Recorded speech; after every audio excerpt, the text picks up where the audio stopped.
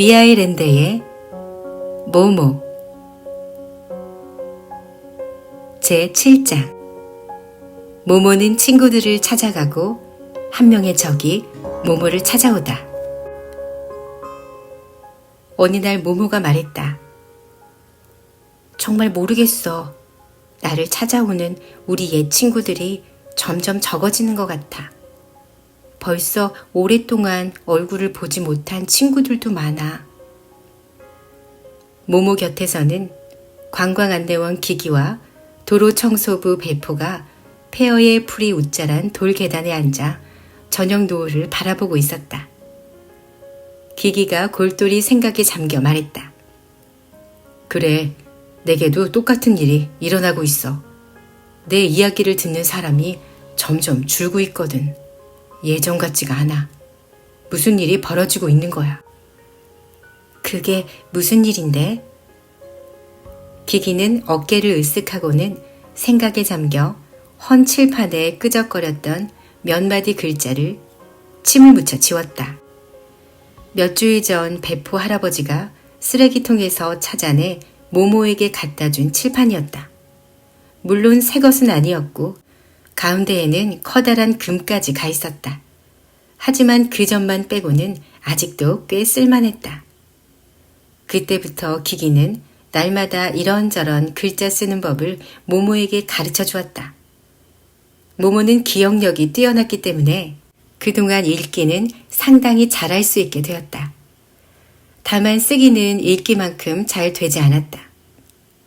모모의 질문에 대해 골똘히 생각하던 도로청소부 배포는 천천히 고개를 끄덕이며 이렇게 말했다. 그래, 맞다. 그게 점점 가까이 다가오고 있어. 도시에는 벌써 어디에나 번져 있지. 그게 내 눈에 띈 진 벌써 오래됐어. 모모가 물었다. 대체 그게 뭔데요? 배포는 한참 곰곰이 생각에 잠겨 있더니 이렇게 대답했다. 좋지 않은 일이다. 그러고 또 한참 있다가 덧붙였다. 추워지고 있어. 기기는 위로하듯이 모모의 어깨를 감싸 안았다. 걱정 마. 그 대신에 점점 많은 아이들이 여길 찾아오잖아. 배포가 말했다. 그래, 그것 때문이야. 그것 때문이야. 모모가 물었다. 무슨 말씀이에요? 배포는 한참 동안 골똘히 생각하다가 이렇게 대답했다. 애들은 우리 때문에 오는 게 아니다. 그저 피난처를 찾아오는 것뿐이야. 세 사람은 원형극장 한가운데에 있는 둥그런 풀밭에서 공놀이를 하고 있는 몇몇 아이들을 내려다보았다. 아이들이 그날 오후에 새로 생각해낸 놀이였다. 그 중에는 모모의 옛 친구들도 끼어 있었다. 이를테면 안경을 낀 파울로라는 사내애가 있었다. 꼬마 동생 데데를 데리고 온 마리아라는 소녀도 있고 목소리가 여자애처럼 높은 마시모라는 뚱뚱한 소년도 있었다. 언제 보아도 약간 불량스러워 보이는 프랑코라는 남자애도 보였다. 하지만 그 아이들 말고는 며칠 전부터 어울리기 시작한 아이들이었다. 그날 오후에 처음 온 작달막한 소년도 있었다. 정말 기기가 말한 대로 날마다 점점 많은 아이들이 찾아오고 있었다. 그런 현상은 정말이지 모모가 기뻐해야 마땅한 일이었다. 하지만 한마디로 놀 줄 모르는 아이들이 대다수였다. 그 아이들은 흥미 없다는 듯 지루한 표정으로 여기저기 앉아서 모모와 모모의 친구들이 노는 모습을 물끄러미 바라보았다. 일부러 회방을 놓아 놀이를 망쳐버릴 때도 허다했다. 말다툼을 하고 때리고 싸우는 일도 드물지 않게 일어났다. 하지만 계속해서 그럴 수는 없었다. 모모의 존재가 그 아이들에게도 영향을 미쳤던 것이다. 새로운 아이들도 곧 아주 멋진 아이디어를 새록새록 떠올리고 신이 나서 함께 어울려 놀기 시작했다. 하지만 거의 매일 낯선 아이들이 나타났으며 심지어는 멀리 떨어진 다른 구역의 아이들까지 왔다. 그래서 계속해서 모든 것을 처음부터 다시 시작할 수밖에 없었다. 누구나 알고 있듯이 단 한 명의 회방꾼만 있어도 다른 아이들의 놀이를 모두 망쳐버릴 수 있기 때문이었다. 그리고 모모가 도무지 이해할 수 없는 일이 또 하나 있었다. 요즘 들어 제대로 갖고 놀 수도 없는 온갖 종류의 장난감을 들고 오는 아이들이 부쩍 늘었다. 이를테면 이리저리 돌아다니게 할 수 있는 원격 조종 탱크가 있었다. 하지만 그것 말고는 아무짝에도 소용없는 것이었다. 또 막대기에 매달려 빙글빙글 돌면서 윙윙 요란한 소리를 내는 우주 로켓도 있었다. 그러나 그 외에는 다른 놀이를 할 수 없었다. 또 번쩍번쩍 눈을 빛내며 흔들흔들 돌아다니면서 목을 이리저리 돌리는 작은 로봇도 있었다. 하지만 그뿐 달리 쓸모가 없었다. 모모는 물론이고 모모의 친구들도 가져본 적 없는 아주 값비싼 장난감도 있었다. 그런 장난감들은 아주 세세한 부분까지 완벽하게 만들어져 있어서 상상력을 발휘할 필요가 없었다.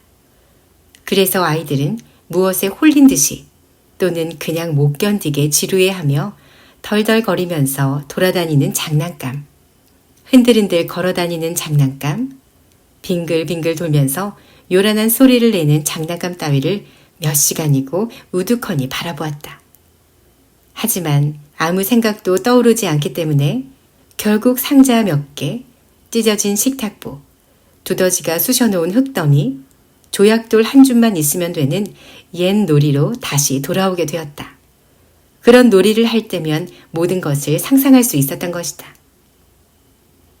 오늘 저녁에도 놀이가 제대로 될 것 같지 않았다. 아이들은 하나씩 하나씩 놀이에서 빠져나오더니 결국 모두 기기와 배포와 모모 곁에 빙 둘러 앉았다. 아이들은 기기의 이야기를 듣고 싶어 했다. 하지만 기기는 이야기를 시작할 수 없었다. 오늘 처음 나타난 작달막한 소년이 트랜지스터 라디오를 갖고 왔던 것이다. 그 아이는 다른 아이들과 좀 떨어져 앉아서 라디오를 커다랗게 틀어놓았다.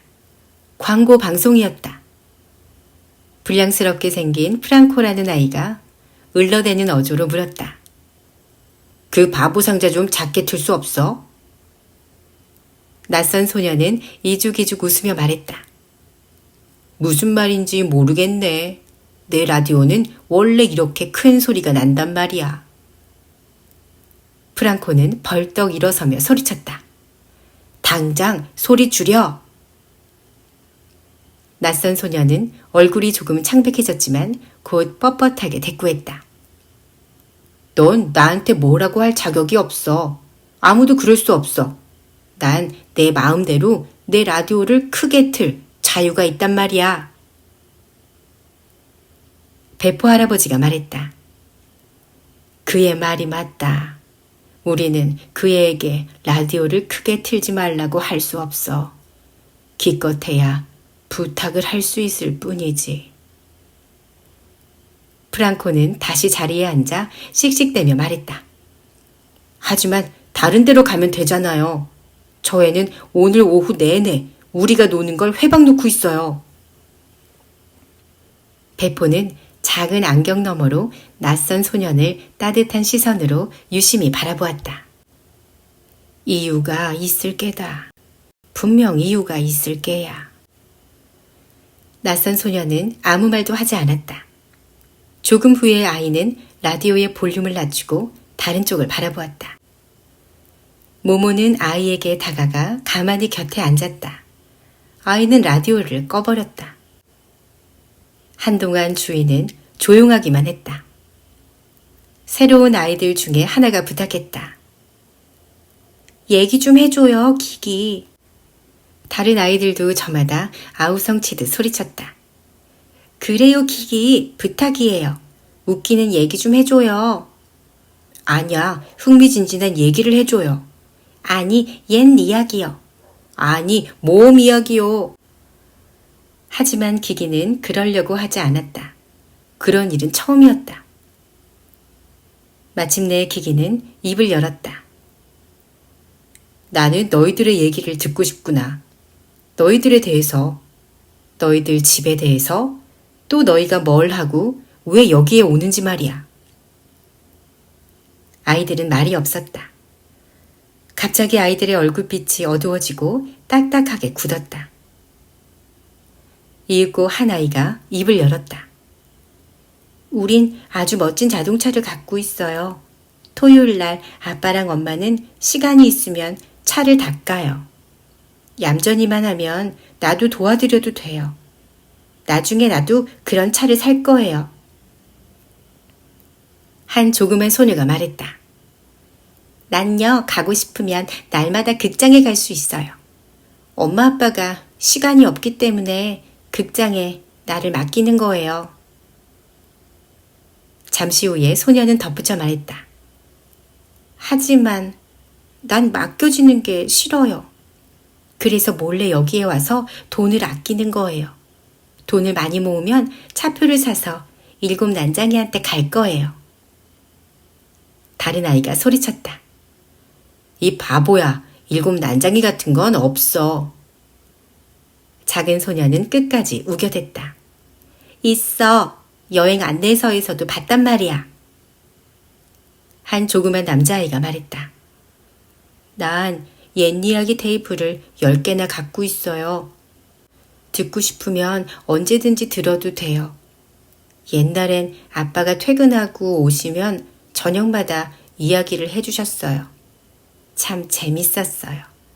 하지만 이젠 저녁 때 집에 계시는 적이 없어요. 아니면 몹시 피곤해서 이야기를 할 기분이 아니라고 하세요.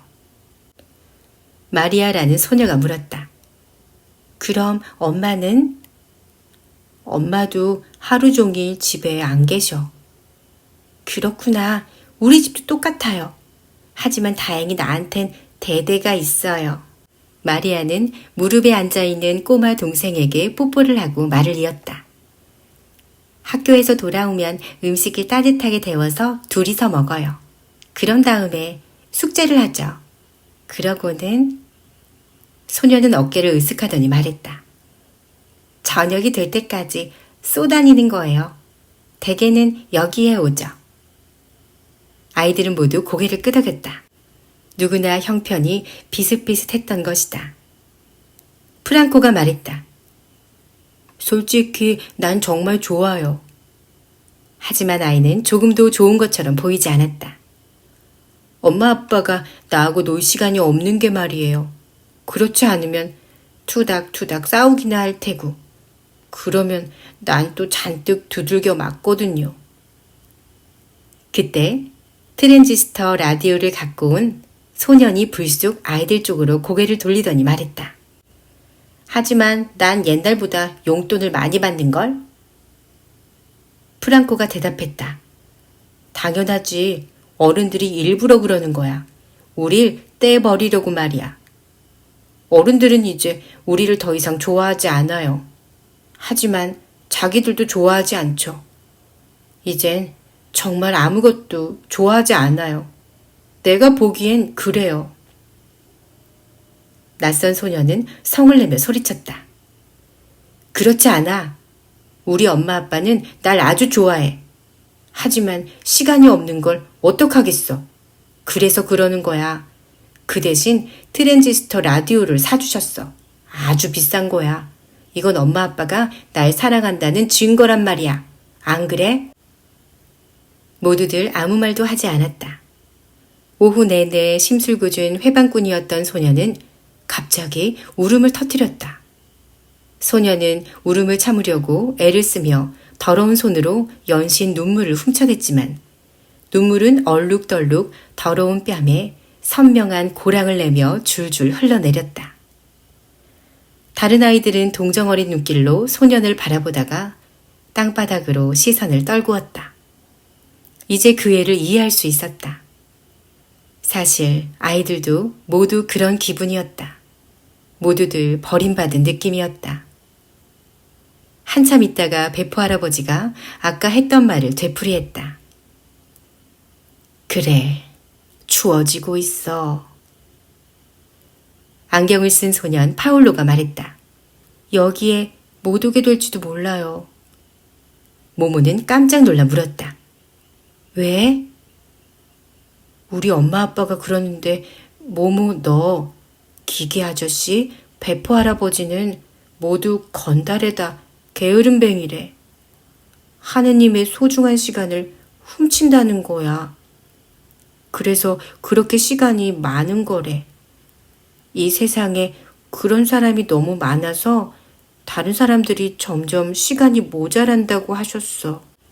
그래서 나보고 이제 여기 오는 걸 그만두래.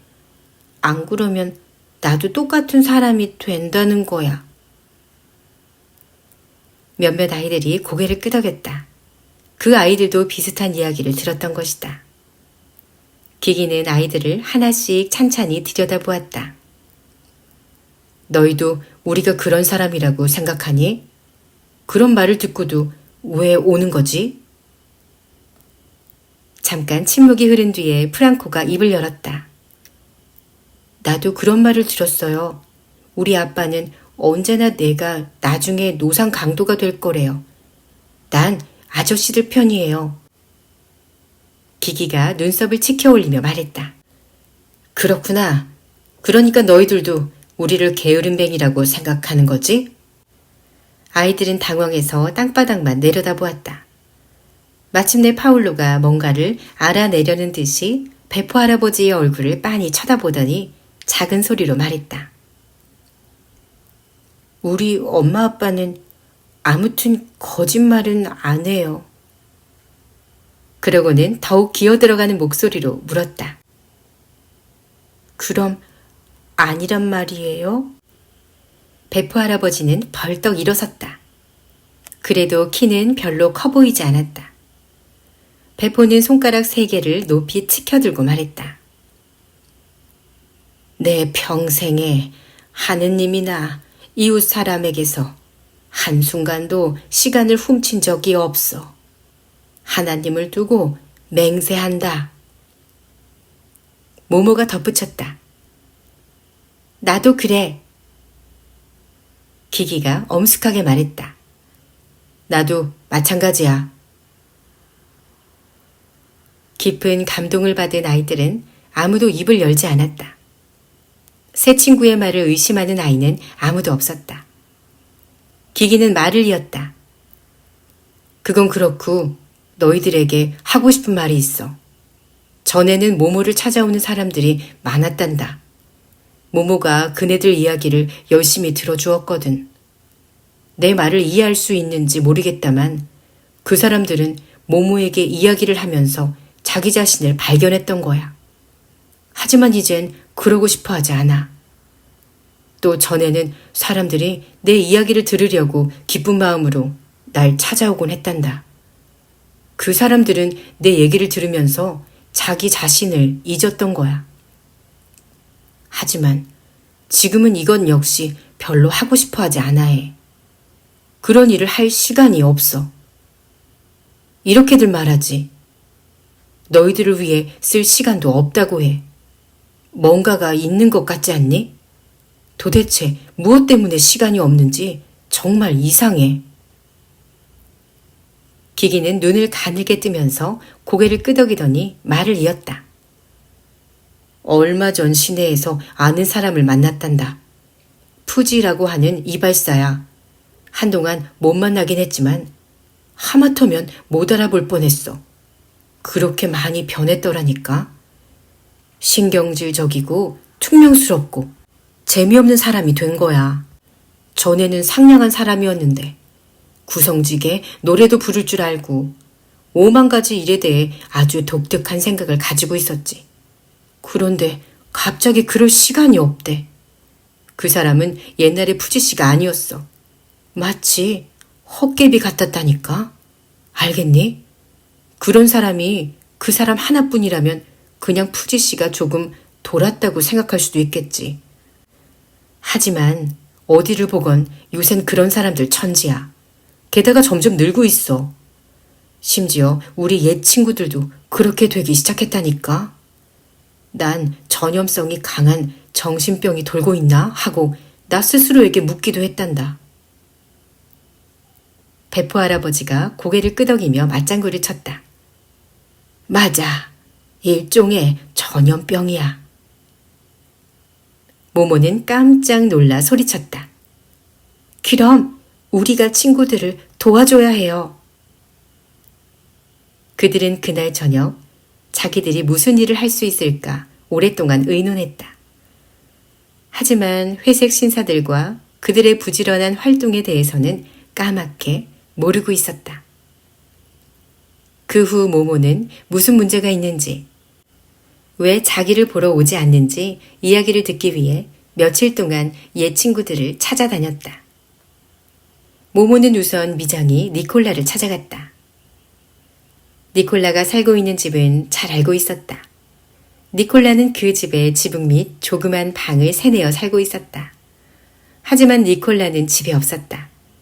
같은 집에 사는 다른 사람들도 니콜라가 지금 도시 반대편의 대규모 신축 건물 공사장에서 일하고 있으며 돈을 무척 잘 번다는 것밖에 아는 것이 없었다. 집에는 거의 들어오지 않고 들어오더라도 대개 아주 밤늦게 온다고 했다. 게다가 종종 술에 취해 있어서 도대체 그 사람과는 잘 지낼 수가 없다는 얘기도 했다. 모모는 니콜라를 기다리기로 작정하고 니콜라의 방문 앞 계단에 앉았다. 서서히 어둠이 깊어졌고 모모는 깜빡 잠이 들었다. 모모가 쿵쾅거리는 요란한 발소리와 거친 노랫소리에 잠이 깨었을 땐 벌써 밤이 꽤 깊어진 것 같았다. 니콜라는 계단을 비틀비틀 걸어 올라오다가 모모를 보자 당황해서 우뚝 멈춰섰다. 니콜라가 웅얼거렸다. 어이 모모, 살아있었구나. 대체 여기서 뭘 찾고 있니? 그는 말끄러미 바라보는 모모를 보고 당황하는 기색이 역력했다. 모모는 조심스럽게 대답했다. 아저씨요. 니콜라는 빙그레 웃으며 고개를 절레절레 흔들었다. 그래, 정말 너밖에 없구나. 밤이 늦었는데 옛 친구 니콜라를 보러 오다니. 벌써 오래전에 너를 찾아봤어야 했는데. 하지만 도무지 그런 개인적인 일을 할 시간이 안 나는구나. 니콜라는 부산하게 손사래를 치며 모모 옆 계단에 털썩 주저앉았다. 꼬마야, 내게 무슨 일이 일어났느냐는 거지. 정관 아주 다르단다. 시대가 변하고 있어. 내가 지금 일하고 있는 저쪽에서는 속도가 딴판이다. 눈이 핑핑 돌 지경이라니까. 우리는 날마다 건물 한 층씩 쌓고 있어. 한 층 한 층 차곡차곡 쌓아 올리는 거야. 그래, 옛날 같으면 어림도 없는 일이지. 거기에서는 모든 게 조직적으로 움직여. 그러니까 세세한 손놀림 하나하나까지 모두. 니콜라는 말을 계속했고 모모는 열심히 들었다. 하지만 시간이 지날수록 그의 말에서는 점차 열기가 사라졌다. 그는 벼랑간 입을 다물고 거칠고 딱딱한 손으로 얼굴을 쓸어내리더니 갑자기 서글픈 목소리로 말했다. 모두 허튼 소리야, 모모. 보다시피 난 또 너무 많이 마셨어. 나도 알아. 이제 난 자주 과음을 한단다. 안 마시면 우리가 거기서 하는 일을 견딜 수 없거든. 정직한 미장이의 양심에 어긋나는 일이 벌어지고 있어. 모르타르에 모래를 해도 정말 너무 많이 섞어. 알겠니? 아마 4, 5년이나 버틸 수 있을까? 그 다음엔 누가 기침만 해도 와르르 무너져 버릴 거야. 모든 게 엉터리야. 비열한 엉터리. 하지만 그게 다가 아니야. 제일 나쁜 건 우리가 짓는 건물들이야. 그건 집이 아니다. 그건 사람들을 담아두는 창고일 뿐이야. 거기 있으면 속이 뒤틀려. 하지만 그런 모든 일이 나와 무슨 상관이지? 난 돈만 벌면 그만이잖아. 그래, 시대가 변하고 있어. 전엔 나도 달랐지. 남들에게 떳떳이 내놓을 수 있는 걸 지으면서 내 일에 대해 긍지를 느꼈다. 하지만 지금은 돈을 많이 벌면 미장이를 때려치우고 딴 일을 할 거야. 그는 고개를 떨구고 우울한 시선으로 앞을 뚫어지게 바라보았다. 모모는 아무 말도 하지 않고 귀를 기울이고 있었다. 니콜라는 잠시 후 다시 말을 이었다. 언젠가 널 다시 찾아가 모든 얘기를 털어놓아야 할 것 같구나. 그래, 그래야겠어. 내일 당장 얘기하자. 어? 아니면 모레가 나을까? 아니, 우선 어떻게 시간을 낼 수 있는지 사정을 봐야겠다. 하지만 가긴 꼭 갈 거야. 그럼 약속한 거다. 모모는 기뻐하며 대답했다. 약속했어요. 그리고 두 사람은 헤어졌다. 두 사람 모두 몹시 피곤했다. 하지만 니콜라는 다음 날에도 그 다음 날에도 오지 않았다. 아예 나타나지 않았다. 정말 이제 더 이상 시간이 없는 모양이었다. 모모는 다음에는 술집 주인 니노와 뚱뚱한 아내를 찾아갔다. 빗물로 얼룩진 회벽과 문 앞에 포도나무 정자가 있는 니노의 자그마한 낡은 집은 변두리에 있었다. 모모는 옛날처럼 집을 빙 돌아 뒤쪽에 부엌으로 갔다. 부엌 문이 열려 있어서 모모는 멀리서부터 니노와 그의 아내 릴리아나가 심하게 말다툼을 하고 있다는 것을 알 수 있었다. 릴리아나는 가스레인지 앞에서 냄비와 프라이팬에 뭔가를 요리하고 있었다. 통통한 그녀의 얼굴은 땀으로 번들거렸다. 니노는 손짓을 해대며 아내에게 뭐라고 말을 하고 있었다. 구석에는 두 사람의 아기가 요람에 누워 악을 쓰며 울고 있었다. 모모는 가만히 아기 곁에 앉아 아기를 품에 안고 울음을 그칠 때까지 살살 흔들어 주었다. 부부는 말싸움을 그치고 모모를 건너다 보았다. 니노는 언뜻 미소를 지었다. 아, 모모, 너였구나. 우릴 찾아오다니 친절하기도 하지. 릴리아나가 조금 무뚝뚝하게 물었다. 뭐 좀 먹을래? 모모는 고개를 저었다. 니노가 짜증을 내며 물었다. 도대체 무슨 일로 왔어? 우린 지금 너하고 얘기할 시간이 정말 없어. 모모는 나직이 대답했다. 그냥 묻고 싶었어요. 왜 저한테 오지 않으세요? 니노가 발끈 성을 내며 대꾸했다. 나도 모르겠다. 우린 지금 딴 걱정거리가 있거든. 릴리아나가 요란하게 냄비를 덜그덕거리며 소리질렀다. 그래, 저희는 딴 걱정이 있지. 이를테면 어떻게 하기 싫은 기색을 보여서 오랜 단골들을 쫓아낼까 하는 거 말이야. 그게 지금 저희의 고민이란다, 모모야. 생각나니? 옛날에 구석에 탁자 하나를 언제까지나 차지하고 앉아있던 노인들 말이야. 저 사람은 글쎄 그 손님들을 쫓아냈단다. 밖으로 내동댕이 친 거야. 그러지 않았어.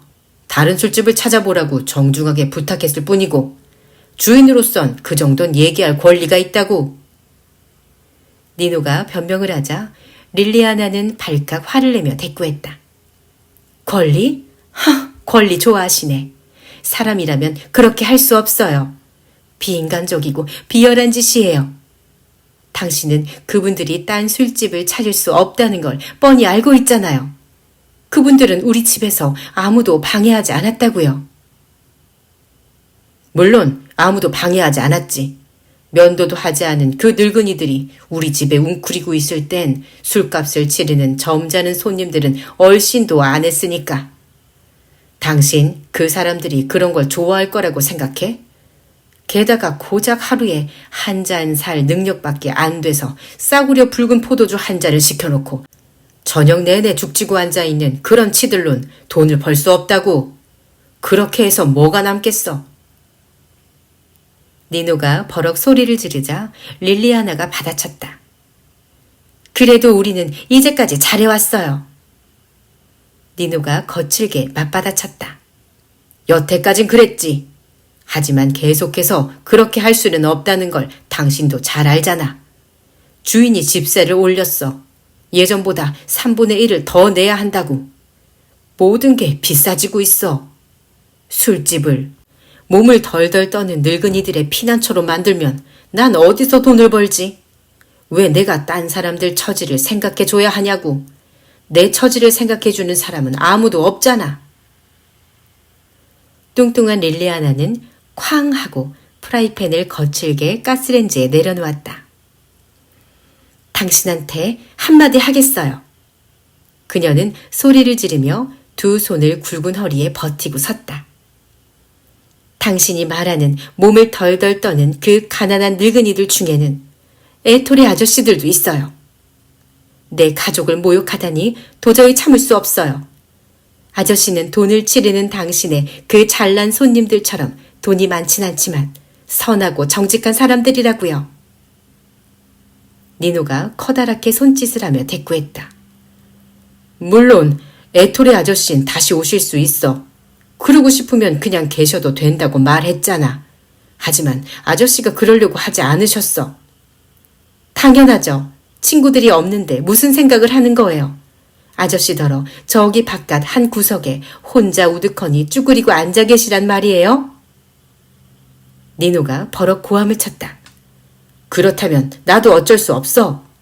아무튼 난 초라한 술집 주인으로 인생을 마치고 싶은 생각은 없어. 그저 당신의 에토레 아저씨 처지를 생각해 주다가 그러고 싶진 않아. 난 뭔가를 이뤄내고 싶다고.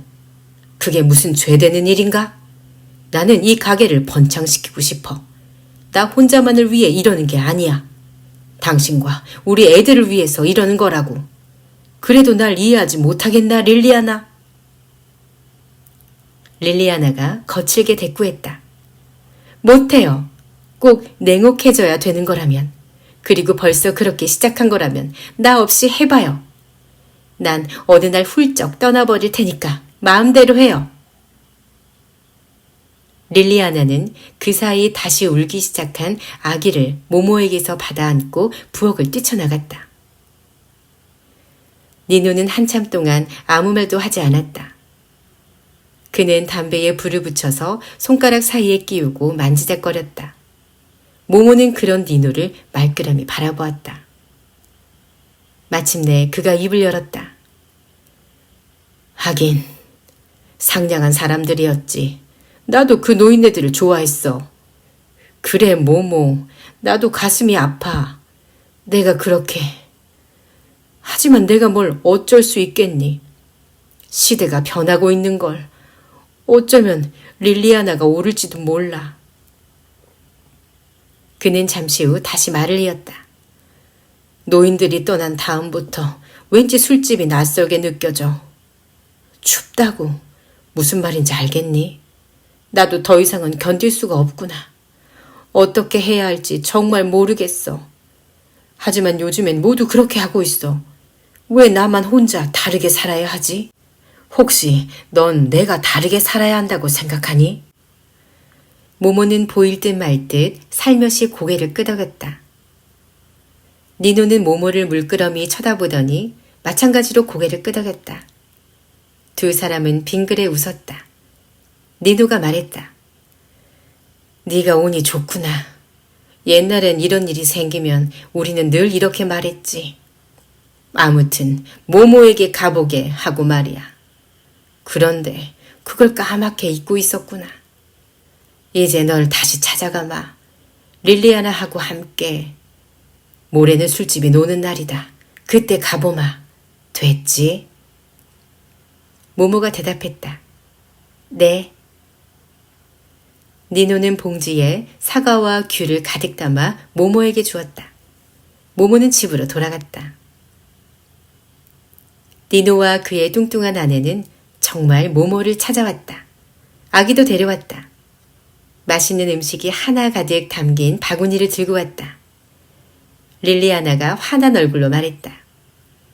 모모, 어떤 일이 있었는지 상상해보렴. 글쎄 니노가 에토레 아저씨와 다른 노인네들을 한 분 한 분 찾아가선 잘못했다고 사과하고 다시 와달라고 부탁했단다. 니노가 빙그레 웃으며 말했다. 그랬지. 니노는 개면쩍어서 공연히 머리를 긁적이며 덧붙였다. 노인들이 모두 다시 왔어. 술집을 번창시키는 일은 허사가 되겠지. 하지만 내 마음이 다시 편해졌어. 그는 너털 웃음을 터뜨렸다. 그의 아내가 말했다. 우리 계속해서 그렇게 살아요, 니노. 아주 화창한 오후였다. 니노 부부는 집으로 돌아가며 다시 오겠다고 약속했다. 그렇게 모모는 옛 친구들을 차례차례 찾아갔다. 저 옛날 과일 상자 널빤지로 조그만 책상과 의자를 만들어 주었던 가구장이를 찾아갔고 침대를 주었던 부인네들을 찾아갔다. 한마디로 전에 모모가 귀 기울여 이야기를 들어주었던 모든 사람들. 이야기를 하다가 스스로 지혜로운 생각을 떠올리고 과감하게 결정을 내리고 즐거운 마음이 되었던 사람들을 모두 찾았던 것이다. 모두들 다시 찾아오겠다고 약속했다. 덜어는 약속을 지키지 않았고 덜어는 도무지 시간을 낼 수 없어서 약속을 못 지키기도 했다. 하지만 많은 옛 친구들이 정말 다시 모모를 찾아왔고 예전과 거의 다름없는 상태가 되었다. 그렇게 해서 모모는 자기도 모르는 사이에 회색 신사들의 사업을 방해하게 되었다. 그들은 그것을 참을 수 없었다. 얼마 후 유난히 무더운 한낮이었다. 모모는 폐허의 돌계단에서 인형 하나를 주었다. 제대로 갖고 놀 수도 없는 비싼 장난감을 아이들이 잃어버리거나 그냥 두고 가는 일은 흔히 있었다. 하지만 모모는 어떤 아이가 이 인형을 갖고 왔는지 기억이 나지 않았다. 누가 갖고 왔다면 분명 모모의 눈에 띄었을 만한 아주 특별한 인형이었다.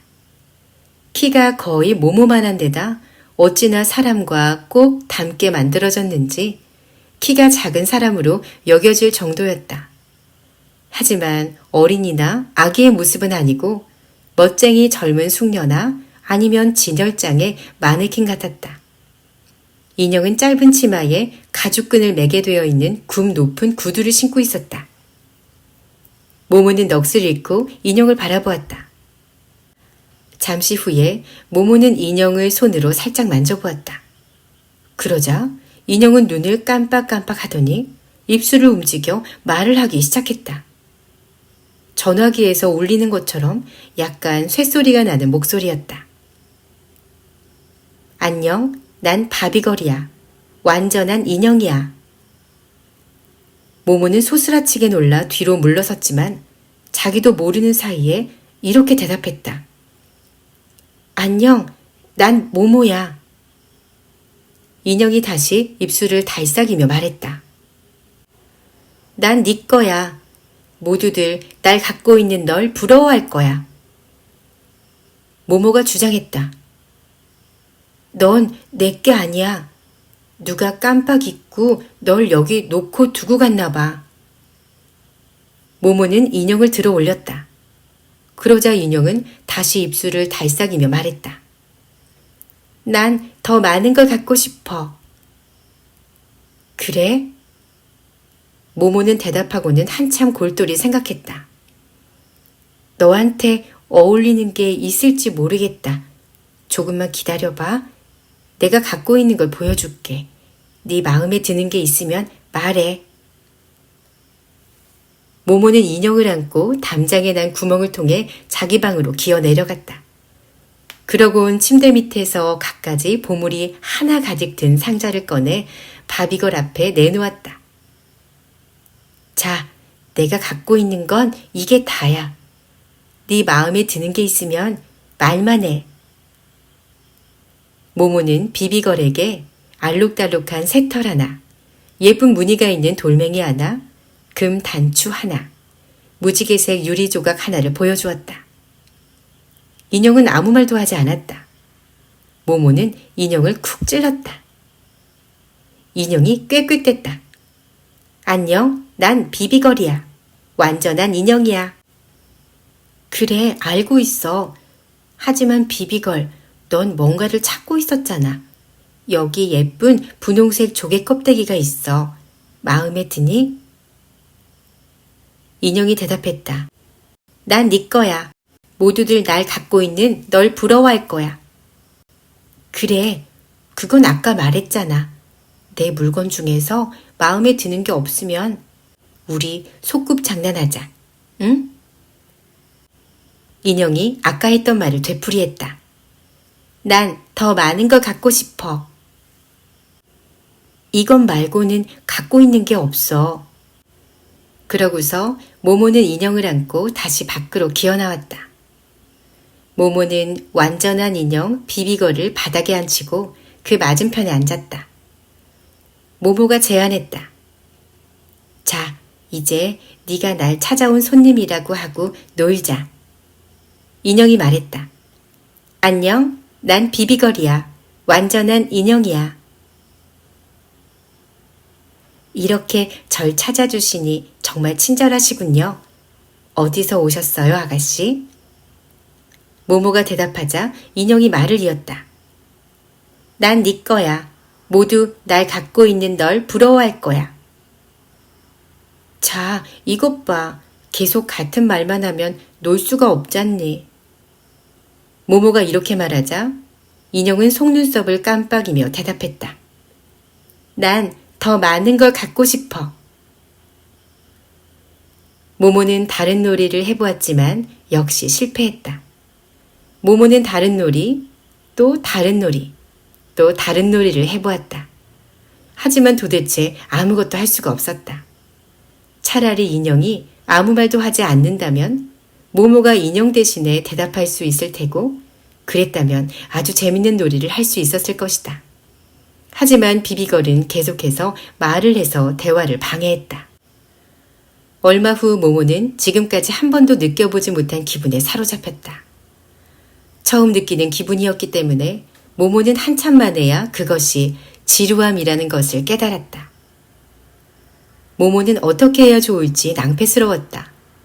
완전한 인형을 내버려 두고 다른 놀이를 하고 싶은 생각이 간절했다. 하지만 무슨 이유에선지 인형을 떨쳐버릴 수가 없었다. 결국 모모는 그냥 자리에 앉아 인형을 말끄라미 바라보았다. 서로 최면을 걸기라도 하는 듯이. 인형도 푸른 유리눈을 말똥이 뜨고 모모를 말끄라미 바라보았다. 마침내 모모는 억지로 인형에게서 시선을 떼었고 순간 흠칫 놀랐다. 다가오는 기척도 느끼지 못했는데 멋진 잿빛 승용차 한 대가 아주 가까운 곳에 서 있었다. 승용차 안에는 거미줄빛 양복에 회색 중절 모자를 쓰고 작은 회색 시가를 피우고 있는 한 신사가 앉아 있었다. 신사의 얼굴 역시 잿빛으로 보였다. 모모에게 미소를 지으며 고개를 끄덕이는 것을 보니 신사는 벌써 한참 동안 둘을 지켜본 모양이었다. 푹푹 찌는 한낮이어서 햇빛의 열기로 공기가 아른거렸는데도 모모는 갑자기 오슬오슬 한기를 느꼈다. 신사는 차문을 열고 나와 모모에게 다가왔다. 손에는 납회색 서류 가방이 들려 있었다. 참 예쁜 인형을 갖고 있구나. 네 친구들이 모두 널 부러워하겠는걸. 신사의 목소리에는 특이하게도 억양이 전혀 없었다. 모모는 어깨만 으쓱하곤 아무 말도 하지 않았다. 회색 신사가 말을 이었다. 틀림없이 아주 비쌀 테지. 모모는 당황해서 중얼거렸다. 몰라요. 그냥 주운 거예요. 정말이냐? 정말 운이 좋구나. 모모는 다시 아무 말도 하지 않고 입고 있는 헐렁한 남자 웃옷을 꼭꼭 여몄다. 점점 더 추워졌다. 회색 신사는 어렴풋이 미소를 지으며 말했다. 내가 보기엔 넌 별로 기뻐하지 않는 것 같구나, 꼬마야. 모모는 살그머니 고개를 저었다. 갑자기 모든 기쁨이 이 세상에서 영원히 사라진 듯한 느낌이 들었다. 아니, 애당초 기쁨 따위는 없었던 것 같았다. 지금까지 기쁨이라고 생각했던 모든 것은 한갓 상상에 지나지 않는 것 같았다. 그렇지만 동시에 무언가가 경고를 해주는 듯한 느낌이 들었다. 회색 신사가 말을 이었다. 나는 한참 동안 널 지켜봤다. 내가 보니까 넌 이런 멋진 인형을 갖고 어떻게 놀아야 할지 모르는 것 같더구나. 어떻게 노는지 내가 보여줄까? 모모는 깜짝 놀라서 신사를 쳐다보곤 고개를 끄덕였다. 인형이 갑자기 꽥꽥댔다. 난 더 많은 걸 갖고 싶어. 회색 신사가 말했다. 자, 보렴 꼬마야. 인형이 내게 말도 하잖니. 이런 멋진 인형이랑 다른 걸 갖고 노는 것처럼 놀 순 없다. 당연하지. 이 인형은 그런 놀이를 하려고 있는 게 아니거든. 인형이랑 지루하지 않게 놀려면 인형한테 뭔가를 줘야 하는 거야. 잘 봐라 꼬마야. 그는 승용차로 가더니 차 뒤에 트렁크를 열었다. 우선 이 인형에겐 많은 옷이 필요해. 이를테면 여기 눈부시게 예쁜 야외복이 있단다. 그는 야외복을 꺼내서 모모에게 던졌다. 또 여기 진짜 밍크 코트가 있다. 실크 잠옷도 있고 테니스복, 스키복, 목욕 가운, 승마복, 파자마, 속옷, 다른 옷들도 있단다. 자, 또 하나, 여기도 하나, 또 하나. 그는 이 모든 옷을 모모와 인형 사이로 내던졌다. 옷은 점차 수북히 쌓여갔다. 신사는 다시 어렴풋이 미소를 지으며 말을 이었다. 자, 꼬마야. 이 옷들을 갖고 인형이랑 한참 놀 수 있겠지. 그렇지? 하지만 며칠이 지나면 또 지루해질 텐데 이런 생각이 들겠지. 그래, 그럼 네 인형을 위해 더 많은 걸 장만하면 되는 거다. 그는 다시 차 트렁크로 몸을 숙이더니 모모 쪽으로 온갖 물건들을 던지기 시작했다. 여기 진짜 뱀 가죽으로 만든 멋진 핸드백이 있단다. 안에는 진짜 미니 립스틱과 분첩이 들어있지. 여긴 작은 사진기도 있고 테니스채도 있구나. 여기 이건 진짜로 볼 수 있는 인형 망원경, 또 이건 팔찌, 목걸이, 귀걸이, 미니 권총, 실크 스타킹, 깃털 모자, 밀짚 모자, 봄에 쓰는 모자, 골프채, 미니 수표첩, 미니 향수병, 수영장 물에 넣는 방향제, 몸 냄새를 없애주는 스프레이. 신사는 잠시 멈추더니 산더미처럼 쌓인 물건에 파묻혀 얼이 빠진 듯 앉아있는 모모를 탐색하듯이 유심히 바라보았다. 보다시피 아주 간단한 거다. 점점 많은 걸 장만하기만 하면 되니까. 그러면 절대 지루하지 않아. 하지만 완전히 비비거리 언젠간 모든 걸 갖게 될 테고 그러면 다시 지루해질 거라고 생각할지도 모르겠구나. 아니 꼬마야, 조금도 걱정할 필요가 없단다. 우린 비비걸에게 어울리는 친구를 갖고 있거든. 그는 트렁크에서 다른 인형을 꺼냈다. 비비걸만큼 큰 데다 완전한 것도 비비걸과 똑같았다. 다른 점은 젊은 남자 모습이라는 것뿐이었다. 회색 신사는 그 인형을 완전한 인형 바비걸 옆에 앉히고 설명했다. 얘는 부비보이란다. 부비보이한테도 헤아릴 수 없이 많은 장식품들이 있지. 그리고 이 모든 게 지루해지면 비비걸의 여자친구가 있다. 이 친구 인형도 자기에게만 맞는 장신구를 갖고 있지. 또 부비보이에게도 어울리는 남자친구가 있단다. 그 친구 인형도 남자친구와 여자친구를 많이 갖고 있지. 그러니까 지루함을 느낄 새가 없는 거란다. 이런 식으로 끝없이 계속되지. 그래도 네가 갖고 싶어하는 건 언제나 남아있을 테니까. 신사는 이렇게 말하며 트렁크에서 인형들을 차례로 꺼내왔다. 트렁크 안에는 한없이 많은 물건들이 들어있는 것 같았다. 그는 인형들을 모모 옆에 빙 둘러 늘어놓았다. 모모는 여전히 꼼짝 않고 자리에 앉아서 회색 신사를 겁에 질린 듯 바라보고 있었다. 이윽고 남자가 짙은 담배 연기를 뿜으며 입을 열었다. 자, 이제 이런 인형과 어떻게 놀아야 하는지 알겠지? 네. 모모는 추위에 못 이겨 덜덜 떨기 시작했다.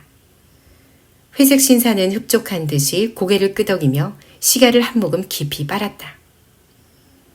이 예쁜 물건들을 몽땅 갖고 싶을 거다. 그렇지? 좋아, 꼬마야. 몽땅 너에게 선물하마. 전부 가져라. 물론 지금 당장은 아니고 하나씩 주마. 더 많이, 훨씬 더 많이 주지. 그렇다고 무슨 대가를 치러야 하는 것도 아니다. 내가 설명한 대로 놀기만 하면 되는 거야. 자, 어떻게 생각하냐? 회색 신사는 기대에 차서 모모에게 미소를 지어 보였다. 하지만 모모가 아무 말 없이 심각한 표정으로 마주 바라보자 신사는 성급하게 덧붙였다. 그럼 넌 더 이상 친구들이 필요 없는 거다. 알겠니? 예쁜 이 물건들이 몽땅 네 것이 되고 또 얼마든지 많이 가질 수 있다면 심심할 새가 없을 테니까. 너 그런 걸 바라지? 이 멋진 인형을 갖고 싶지. 꼭 갖고 싶지. 그렇지? 모모는 싸움을 눈앞에 두고 있다는 것, 아니, 벌써 싸움의 한가운데에 휘말려 들었다는 것을 어렴풋이 느꼈다. 그러나 무엇을 위한 싸움이며 누구를 향한 싸움인지는 알 수 없었다. 회색 방문객의 말에 귀를 기울이면 기울일수록 조금 전 인형의 말을 듣고 있을 때와 같은 기분이 들었다. 말을 하는 목소리와 단어는 들었지만 말하는 사람의 마음을 들을 수 없었던 것이다. 모모는 고개를 가로저었다.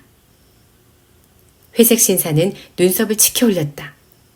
도대체 왜 그러는 거냐? 응? 왜 그래?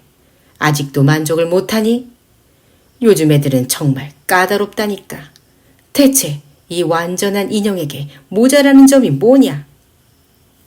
모모는 바닥으로 시선을 떨구고 곰곰이 생각하다 조그만 소리로 말했다. 그 인형을 사랑할 수 없을 것 같아요. 회색 신사는 한동안 아무 대꾸도 하지 않고 인형처럼 무표정한 얼굴로 앞만 바라보더니 이윽고 몸을 추스르고 싸늘하게 말했다. 그건 중요한 게 아니다. 모모는 그의 눈을 들여다보았다. 사실 모모는 이 남자가 무서웠다. 특히 그의 시선에서 뿜어나오는 냉기가 무서웠다. 하지만 이유를 꼬집어 말할 수는 없어도 왠지 이 남자가 불쌍하다는 느낌도 들었다. 그렇지만 전 제 친구들을 사랑하는데요. 갑자기 이가 쿡쿡 수식이라도 하는 듯 회색 신사의 얼굴이 일그러졌다. 하지만 그는 다시 자신을 억제하고는 신락 같은 엷은 미소를 지었다. 꼬마야, 우리 한번 진지하게 얘기해보자. 넌 중요한 게 뭔지 배워야겠다. 그는 주머니에서 조그만 회색 수첩을 꺼내 뒤적이며 무언가를 찾았다. 네 이름이 모모지, 맞지? 모모는 고개를 끄덕였다. 회색 신사는 탁 소리나게 수첩을 접더니 다시 주머니에 넣었다.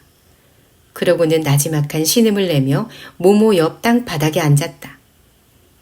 그는 한참 동안 아무 말도 하지 않고 작은 회색 시가만 뻑뻑 피워댔다.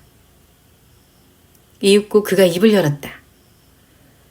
자, 모모, 내 말을 잘 들어봐라. 사실 모모는 내내 회색 신사의 말을 잘 들으려고 애쓰고 있었다. 하지만 회색 신사의 말에 귀를 기울이는 것은 여태껏 다른 어떤 사람의 말에 귀 기울이는 것보다 훨씬 힘이 들었다. 보통 때 같으면 그야말로 다른 사람의 마음속으로 살며시 들어가 그 사람이 어떤 사람이며 무슨 생각을 하는지 알아낼 수 있었다. 하지만 이 낯선 방문객에는 도무지 그렇게 할 수가 없었다.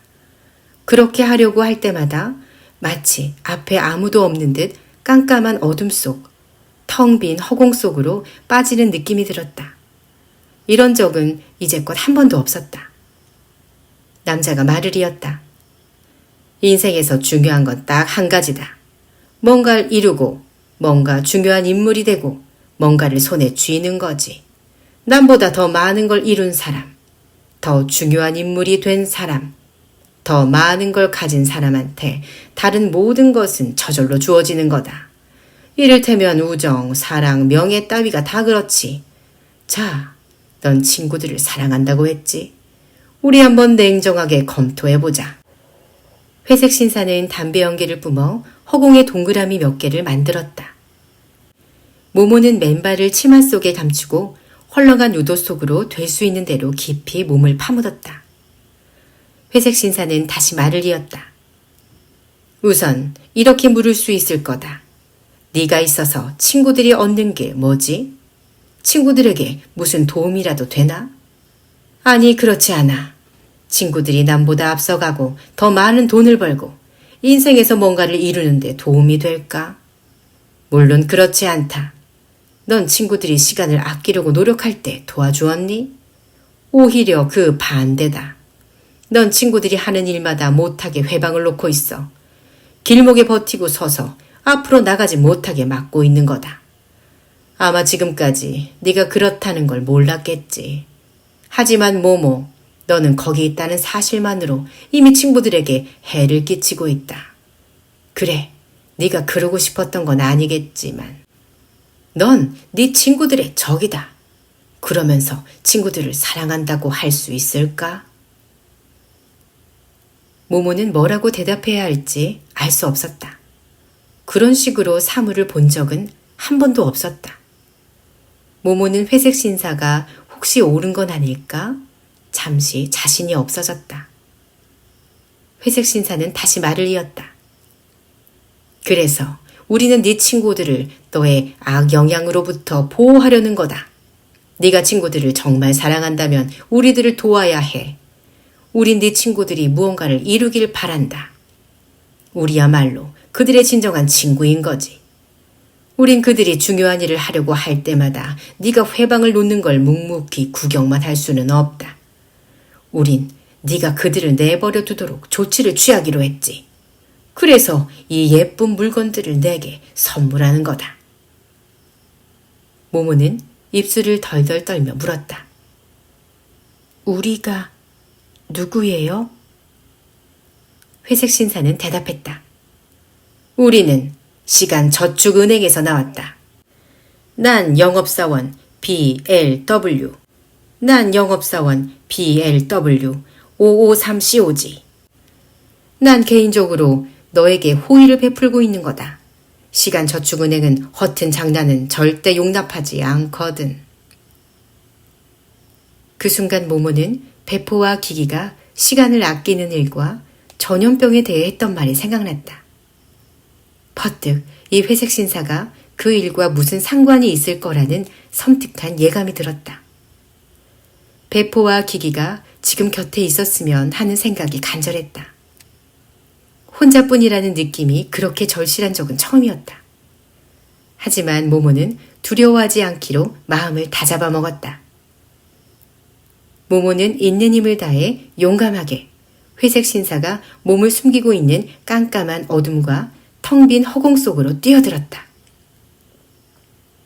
곁눈질로 모모를 흘끔대던 남자는 모모의 표정의 변화를 놓치지 않았다. 그는 냉소를 지으며 회색 시가의 꽁초로 새 시가에 불을 붙였다. 공연히 헛수고하지 마라. 넌 우리 상대가 될 수 없어. 모모는 굴복하지 않았다. 모모는 속삭이듯 물었다. 아무도 아저씨를 사랑하지 않죠? 회색 신사는 움찔하더니 갑자기 약간 기가 꺾인 듯 보였다. 그는 재빛 목소리로 대답했다. 솔직히 말해서 난 너 같은 사람을 만난 적이 없다. 단 한 번도 없어. 난 많은 사람을 알고 있지. 너 같은 사람이 더 있다면 우리 은행은 문을 닫아야 할 거다. 우리는 연기가 되어 없어져야 할 테고 대체 우리가 무엇으로 살아갈 수 있겠니? 영업사원은 갑자기 말을 멈추고 모모를 뚫어지게 쳐다보았다. 마치 이해할 수 없는 어떤 것, 도저히 이길 수 없는 어떤 것과 싸우고 있는 듯한 표정이었다. 영업사원의 얼굴에 드리운 잿빛이 조금 더 짙어졌다. 그는 다시 말을 이었다.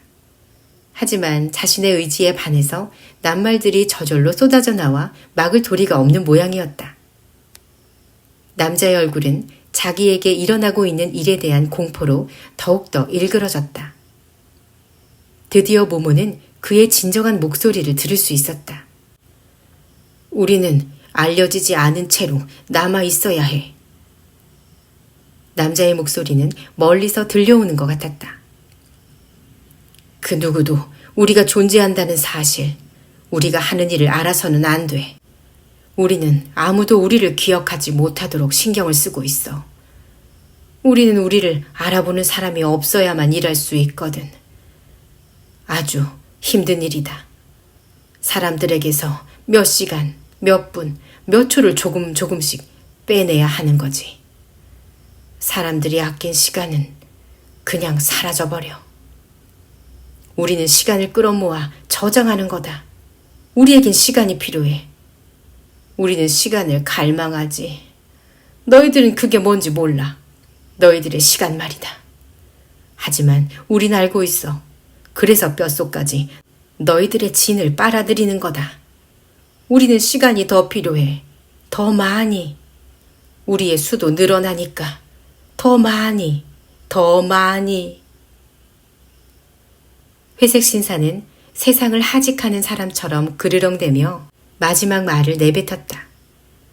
그러나 그는 이내 두 손으로 입을 틀어막고 튀어나온 눈으로 모모를 노려보았다. 잠시 후 남자는 마비 상태에서 깨어나 정신을 차린 듯했다. 신사는 더듬거렸다. 어떻게 된 거지? 내 마음을 읽었구나. 네가 날 병들게 했구나. 네가 날 병들게 했어. 네가. 그러고는 거의 애원하는 목소리로 말했다. 내가 헛소리를 한 거다, 예쁜 꼬마야. 그만 잊어버려라. 다른 사람들이 모두 우리를 잊어버리듯 너도 날 잊어야 해. 그래야 해.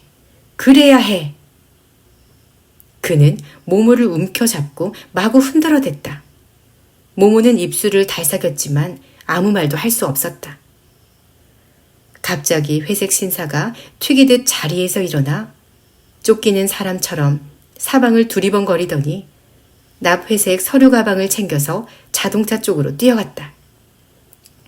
그러자 아주 이상한 일이 일어났다. 폭발이 거꾸로 일어난 듯이 인형들과 사방에 어지럽게 흩어져 있던 온갖 물건들이 자동차의 트렁크로 날아 들어갔던 것이다. 드디어 트렁크가 쾅 닫혔고 자동차는 돌멩이를 튀기며 전속력으로 사라져버렸다. 모모는 오랫동안 가만히 앉아 지금까지 들은 말들을 이해하려고 애썼다. 팔다리에서 무서운 냉기가 서서히 사라졌다. 그러면서 모든 것이 점점 또렷해졌다. 모모는 아무것도 잊지 않았다. 회색 신사의 진짜 목소리를 들었기 때문이다. 모모의 앞, 바싹 마른 잔디밭에서 연기자락이 피어올랐다. 비벼끈 회색 시가의 꽁초에서 나는 연기였다. 꽁초는 서서히 재로 변했다.